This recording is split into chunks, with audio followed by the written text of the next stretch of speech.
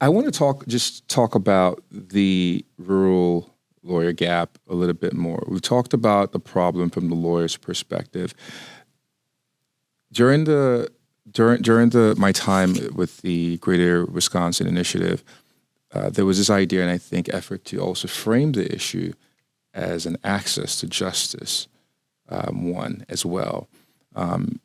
It's not a secret that there are some counties where you only have one district attorney or no district attorney.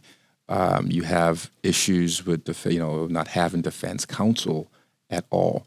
So from the community perspective, what has the impact been for not having enough lawyers for the people that need representation? The county courthouses are having to work very hard to try to find court-appointed attorneys and to try to deal with the backlog or, even deal with family law cases where you need a guardian ad litem appointed, where there's contempt of court motions, trying to find an attorney that will work for that $100 per hour rate.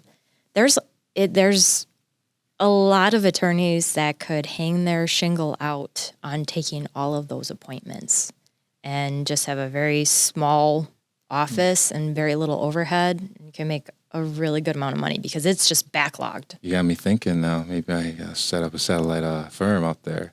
Well, there are a couple of firms who have done satellite offices up there, but you do have to kind of check in every once in a while and build up.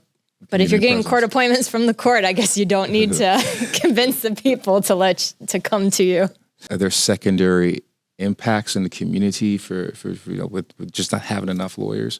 I think so, mostly because I think that if we take a look at it from, let's say, Buffalo and Pepin County are served by the same judge. Okay.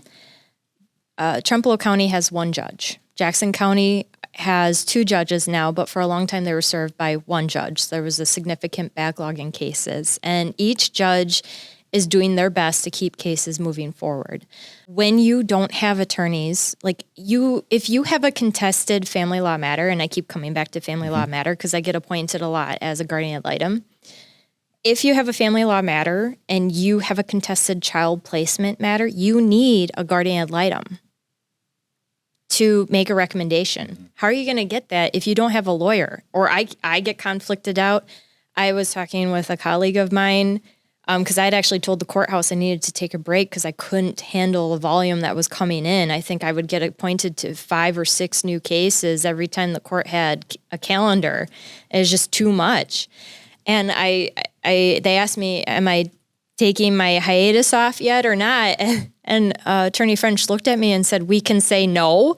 And I was like, yeah. And she's like, I didn't know that, because she's been taking everything. There's other attorneys, that then we start branching further and further out.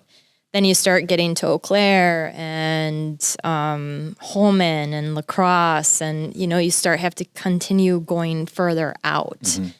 And that can be very difficult, because what happens when those several attorneys in the area that know the community, know the people, know the resources are no longer able to help? We are sitting on a precipice of a huge issue where we're just trying to stay from falling off the cliff. We're struggling.